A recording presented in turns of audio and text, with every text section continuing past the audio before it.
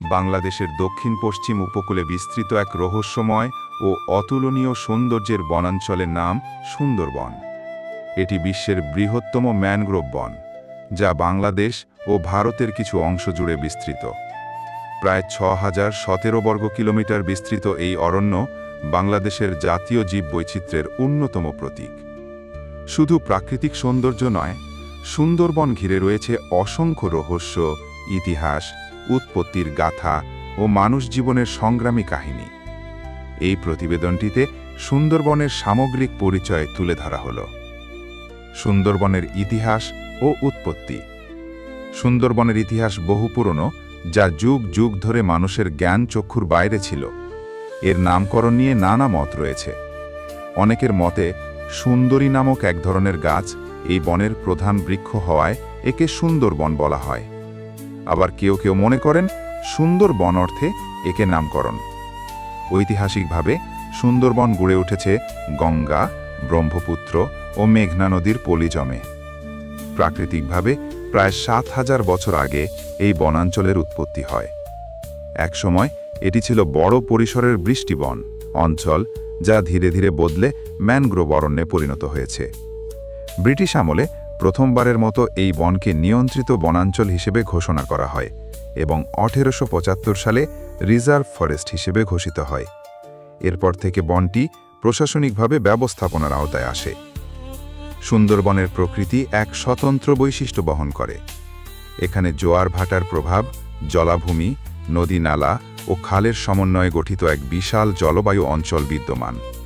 এখানে রয়েছে অসংখ্য প্রজাতির উদ্ভিদ, পশু পাখি ও জলজ প্রাণী, বন্যপ্রাণী ও গাছপালা। সুন্দরবনকে রয়্যাল বেঙ্গল টাইগারের আবাসস্থল হিসেবে বিশ্বে বিশেষভাবে চিহ্নিত করা হয়। এখানে প্রায় ১১৪ প্রজাতির স্তন্যপায়ী, ২৭০ প্রজাতির পাখি, ৪২ প্রজাতির স্তন্যপায়ী জলজ প্রাণী ও ৩৫ প্রজাতির সরীসৃপ রয়েছে। বনের প্রাণীদের মধ্যে রয়্যাল বেঙ্গল টাইগার ছাড়াও চিত্রল হরিণ, বানর, গুইসাপ, বন বিড়াল, বন মোরগ, নানা ধরনের সাপ ও পাখি উল্লেখযোগ্য। উদ্ভিদের মধ্যে সুন্দরী গাছ প্রধান। এছাড়াও গোলপাতা, গেওয়া, গরান, কেওয়া, পাশুর, বাদাম গাছসহ অসংখ্য জলজ ও উপকূলীয় গাছপালা এখানে দেখা যায়। এই গাছপালাগুলো মাটির ক্ষয়রোধ করে এবং জলোচ্ছ্বাস ও ঘূর্ণিঝড় থেকে তটভূমিকে রক্ষা করে। সুন্দরবনের সৌন্দর্যের পাশাপাশি একে ঘিরে রয়েছে অজস্র রহস্য।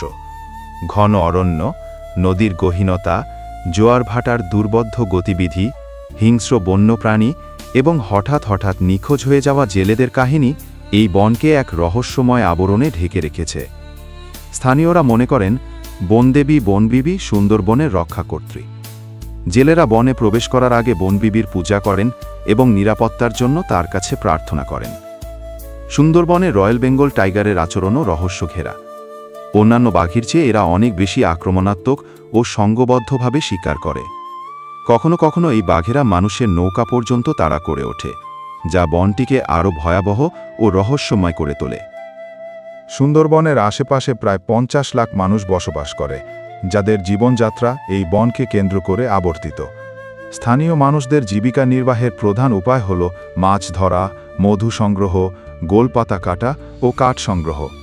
প্রতি বছর বন বিভাগ নির্ধারিত সময়সীমায় মধু সংগ্রহের অনুমতি দিয়ে থাকে। এই কাজ অত্যন্ত ঝুঁকিপূর্ণ, কারণ তাদের মুখোমুখি হতে হয় বাঘ, সাপ ও কাঁকড়ার আক্রমণের। এই অঞ্চলের মানুষদের জীবন চরম অনিশ্চয়তার মধ্যে কাটে। বনজ সম্পদের উপর নির্ভরশীলতা, জলবায়ু পরিবর্তন, নদী ভাঙন, ঘূর্ণিঝড় ও জলোচ্ছ্বাস তাদের জীবিকাকে করে তোলে অত্যন্ত ঝুঁকিপূর্ণ। আইলা, সিডর, আমপানের মতো ভয়াবহ ঘূর্ণিঝড় এই অঞ্চলের জীবন ব্যবস্থাকে বারবার বিপর্যস্ত করেছে। সুন্দরবনের জেলেদের জীবন এক অবিরাম সংগ্রামের নাম। প্রতিদিন তারা জীবনের ঝুঁকি নিয়ে নেমে পড়েন নদী ও খালে মাছ ধরতে। এই অঞ্চলের জেলেরা সাধারণত ছোট নৌকা ব্যবহার করে বনের গভীরে যান, যেখানে রয়্যাল বেঙ্গল টাইগার, কুমির, সাপসহ নানা হিংস্র প্রাণীর সরাসরি হুমকি থাকে।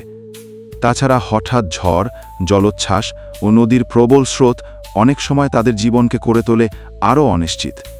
নিরাপত্তা সরঞ্জাম, আধুনিক নৌকা, বা প্রাথমিক চিকিৎসা ছাড়াই তারা দিন পার করেন শুধুমাত্র পরিবারের মুখে খাবার তুলে দেওয়ার আশায়। অনেক সময় দিনের পর দিন বনে কাটিয়ে ফিরতে হয় খালি হাতে। আবার কেউ কেউ আর ফেরেন না, বাঘ বা দুর্ঘটনার কবলে পড়ে হারিয়ে যান গভীর জঙ্গলে। এমন মৃত্যুর ভয় নিয়েও তারা থেমে থাকেন না, কারণ সুন্দরবনই তাদের জীবিকার একমাত্র উৎস। তাদের পরিবার, সন্তান, ছোট্ট কুসামঞ্জস্যপূর্ণ কুঁড়ে ঘর সবকিছুর পেছনে জড়িয়ে আছে এই বনের প্রতি নির্ভরতা। এই জীবনের কষ্ট, ঝুঁকি ও ত্যাগ অনেকেই জানে না, কিন্তু এই জেলেরা প্রকৃতির সঙ্গে যুদ্ধ করেই টিকে থাকেন। তাদের জীবন সুন্দরবনের এক নীরব, সাহসী অধ্যায়। সুন্দরবনের শুটকি পল্লী। সুন্দরবনের উপকূলবর্তী এলাকায় গড়ে ওঠা শুটকি পল্লীগুলো স্থানীয় মানুষের জীবিকার একটি গুরুত্বপূর্ণ অংশ। বিশেষ করে দুবলার চর, আলোরকোল চর ও বুড়িগোয়ালিনী অঞ্চলে প্রতি বছর অক্টোবর থেকে মার্চ মাস পর্যন্ত অস্থায়ীভাবে বসে এই শুটকি পল্লী। হাজার হাজার জেলে সমুদ্র ও নদী থেকে মাছ ধরে তা শুকিয়ে শুটকি তৈরি করেন। শুটকি তৈরি একটি শ্রম নির্ভর প্রক্রিয়া। মাছ ধোয়া, লবণ মাখানো, ধুলোবালি ও পোকামাকড় থেকে রক্ষা করে রোদে শুকানো, সব প্রক্রিয়াতেই ব্যাপক শ্রম লাগে। পরিবারসহ অনেকেই মৌসুমি পল্লীতে মাসের পর মাস থাকেন। নারীরাও পুরুষদের সঙ্গে সমানতালে কাজ করেন। শুটকি পল্লীর চারপাশে তখন মাছের গন্ধে ভারী হয়ে থাকে বাতাস। এই শুটকি দেশের বিভিন্ন স্থানে সরবরাহ হয় এবং কিছু বিদেশেও রপ্তানি হয়। তবে এই পল্লীর জীবন খুবই কষ্টকর ও অনিরাপদ। ঘূর্ণিঝড়, বন্যপ্রাণীর ভয় এবং স্বাস্থ্য ঝুঁকি প্রতিনিয়ত তাদের তাড়িয়ে বেড়ায়। সরকারি সহায়তা ও নিরাপত্তার অভাবে নানা সমস্যার মুখোমুখি হয়। তারপরও প্রজন্মের পর প্রজন্ম ধরে এই শুটকি পল্লী সুন্দরবনের সঙ্গে এক অবিচ্ছেদ্য অংশ হয়ে আছে, যা স্থানীয় অর্থনীতি ও সংস্কৃতিতে ভূমিকা রাখে। সুন্দরবন এখন একটি আন্তর্জাতিক পর্যটন কেন্দ্র। প্রতি বছর দেশি বিদেশি হাজার হাজার পর্যটক এখানে ভ্রমণে আসে। কটকা, দুবলার চর, হারবাড়িয়া, হিরন পয়েন্ট, কুয়াকাটা সংলগ্ন অঞ্চলগুলো পর্যটকদের আকর্ষণের কেন্দ্রবিন্দু। সুন্দরবন শুধু সৌন্দর্যের আধার নয়, বরং এটি বাংলাদেশের অর্থনৈতিক গুরুত্বপূর্ণ অবদান রাখে। বনজ সম্পদ যেমন মধু, মাছ, কাঠ, গোলপাতা ইত্যাদি দেশের অভ্যন্তরীণ বাজারে চাহিদা মেটায় এবং অনেক মানুষকে প্রত্যক্ষ বা পরোক্ষভাবে কর্মসংস্থানের সুযোগ দেয়। বৃষ্টির দিনে সুন্দরবন যেন আরও রহস্যময়, আরও মোহনীয় রূপ ধারণ করে। ঘন কালো মেঘে আচ্ছাদিত আকাশ থেকে যখন ধীরে ধীরে বৃষ্টি ঝরে পড়ে, তখন গোটা বনভূমি যেন স্নিগ্ধতায় ভরে ওঠে। পাতা ভিজে চকচকে হয়ে ওঠে, নদীর পানিতে বৃষ্টির ফোঁটা পড়ে তৈরি হয় অসংখ্য ছোট ছোট ঢেউ। চিত্রল হরিণেরা গাছের নিচে আশ্রয় নেয়, আর দূরে কোথাও রয়্যাল বেঙ্গল টাইগারের পায়ের ছাপ ধুয়ে যায় জলের ধারা। চারপাশে শুধু ঝিরঝির বৃষ্টির শব্দ, সঙ্গে মাঝে মধ্যে ভেসে আসে বুনো পাখির ডাক। সব মিলিয়ে এক নিঃসঙ্গ অথচ মন ছুঁয়ে যাওয়া পরিবেশ তৈরি হয়। এই সময় সুন্দরবন যেন প্রকৃতির কোলে ঘুমিয়ে পড়া এক রূপকথার রাজ্য হয়ে ওঠে। বর্তমানে সুন্দরবন এক চরম হুমকির মুখোমুখি। জলবায়ু পরিবর্তনের প্রভাবে সমুদ্রপৃষ্ঠের উচ্চতা বৃদ্ধি, লবণাক্ততা বৃদ্ধি, ঘন ঘূর্ণিঝড় ও বন উজাড়ের কারণে এই বন আজ হুমকির মুখে। পরিবেশবিদরা আশঙ্কা করছেন, সঠিকভাবে রক্ষা না করা গেলে ভবিষ্যতে সুন্দরবনের একটি বড় অংশ সমুদ্রে বিলীন হয়ে যেতে পারে। মানবসৃষ্ট কারণ যেমন অনিয়ন্ত্রিত বনজ সম্পদ আহরণ, অপরিকল্পিত পর্যটন, শিল্পায়ন ও নদীর গতিপথ পরিবর্তন সুন্দরবনের জীববৈচিত্র্য ও ভারসাম্যের উপর বিরূপ প্রভাব ফেলছে। তাই এ বিষয়ে সচেতনতা ও সুরক্ষামূলক ব্যবস্থা গ্রহণ একান্ত প্রয়োজন। বাংলাদেশ সরকার ও আন্তর্জাতিক সংস্থা সুন্দরবনের সংরক্ষণের জন্য নানা পদক্ষেপ নিয়েছে। ইউনেস্কো সুন্দরবনকে বিশ্ব ঐতিহ্যবাহী স্থান হিসেবে ঘোষণা করে। বন বিভাগ সুন্দরবনে ট্যুরিস্ট জোন নির্ধারণ করেছে এবং কিছু এলাকা ওয়াইল্ড লাইফ স্যাংচুয়ারি হিসেবে সংরক্ষণ করেছে। স্থানীয় জনগণকে বন সুরক্ষায় সম্পৃক্ত করতে কমিউনিটি ভিত্তিক সহায়তা প্রকল্প বাস্তবায়ন করা হচ্ছে। পরিবেশবাদী সংগঠনগুলো সুন্দরবন রক্ষায় নানা কর্মসূচি পালন করছে। শিক্ষা প্রতিষ্ঠানে সুন্দরবন বিষয়ক সচেতনতামূলক কার্যক্রম ও গবেষণাও বৃদ্ধি পাচ্ছে। সুন্দরবন কেবল একটি বন নয়, এটি বাংলাদেশের প্রাকৃতিক অস্তিত্ব ও পরিবেশগত ভারসাম্যের প্রতীক।